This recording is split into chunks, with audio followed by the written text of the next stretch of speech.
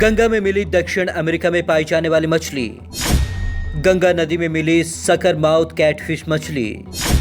वैज्ञानिकों को सता रहा इकोसिस्टम के बिगड़ने का डर। मांसाहारी है सकर माउथ कैटफिश मछली। आसपास के जीव जंतुओं को खाकर रहती है जिंदा। बिगड़ सकता है गंगा का पारिस्थितिक तंत्र। वाराणसी की गंगा नदी में एक दुर्लभ मछली मिली है। ऐसी मछली जो अब तक हजारों किलोमीटर दूर दक्षिण अमेरिका के अमेज़न नदी में ही पाई जाती थी। ये खबर अपने आप में हैरान करने वाली है, लेकिन इसने वैज्ञानिकों के लिए चिंता भी खड़ी कर दी है। गंगा नदी में मिली ये अजूबा मछली। यूं तो नदियां अपनी गहराई में कई राज और रहस्य को समेटी रहती हैं, लेकिन वाराणसी के रामनगर में रमना गांव नदी में डॉल्फिन के संरक्षण और बचाव के लिए लगी गंगा प्रहरियों की टीम को मछली के रूप में एक ऐसा अजूबा हाथ लगा जो गंगा नदी ही नहीं बल्कि पूरे हिंदुस्तान और साउथ एशिया तक में नहीं मिलती है। सकर माउथ कैटफिश के रूप में हुई पहचान। वाराणसी में रामनगर के रमना से होकर गुजरती गंगा नदी में नाविकों को अजीबोगरीब मछली मिली। बीएचयू के मछली वैज्ञानिकों ने इसकी पहचान साउथ अमेरिका की अमेज़न नदी में पाई जाने वाली सकर माउथ कैटफिश के रूप में की है। दूसरी बार गंगा नदी में मिली है मछली।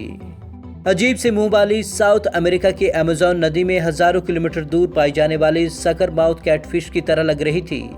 भारतीय वन्य जीव संस्थान और नमामि गंगे योजना से जुड़े जलीय जीव संरक्षण के लिए काम करने वाले गंगा प्रहरी दर्शन निषाद ने बताया कि डॉल्फिन के संरक्षण के दौरान ही उनको दूसरी बार यह अजीब मछली मिली है। पहली बार गोल्डन रंग की मछली मिली थी, जिसकी पहचान भारतीय वन्य जीव संस्थान ने अमेरिका की अमेज़न नदी में पाई जाने वाली सकर माउथ कैटफिश के रूप में की थी। एक बार फिर यह मछली मिली है। वैज्ञानिकों को सता रही पारिस्थितिक तंत्र की चिंता।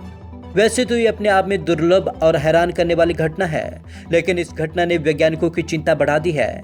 उन्हें गंगा के इकोसिस्टम यानी कि पारिस्थितिक तंत्र की चिंता सता रही है। इस कारण से वैज्ञानिकों को सता रही चिंता। सकर माउथ कैटफिश कई रंगों में मिल सकती है, लेकिन इसका गंगा में मिलना गंगा के पारिस्थितिक तंत्र के लिए बहुत बड़ा खतरा है।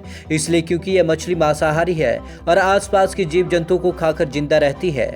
इस वजह से यह किसी महत्वपूर्ण मछली या जीव को पनपने नहीं देती है, जबकि इस मछली की खुद की फूड वैल्यू कुछ नहीं है, क्योंकि यह बेस्वाद होती है। पारिस्थितिक तंत्र का कर सकती है विनाश। वैज्ञानिकों ने दावा किया है कि गंगा के पारिस्थितिक तंत्र का यह मछली विनाश कर सकती है। वैज्ञानिकों ने सलाह भी दी है कि इस मछली को गंगा में पाए जाने पर फिर से न छोड़ा जाए। इस लिहाज से यह गंगा के पारिस्थितिक तंत्र के लिए बड़ा खतरा है। अब गंगा जैसी प्रवाह वाली नदियों में मिलने के बाद इसके बढ़ावा को रोका नहीं जा सकता, क्योंकि यह मछली अपनी खूबसूरती के चलते ऑर्नामेंटल मछलियों की श्रेणी में आती है और लोग शौकवश इसे एक्वेरियम में पालते हैं, लेकिन कैटफिश के बड़ा होने पर इसे गंगा में छोड़ देते हैं। ऐसा करना ही अब काफी गलत परिणाम लेकर आ रहा है। Bureau report, Punjab Kesari TV, Chandigarh.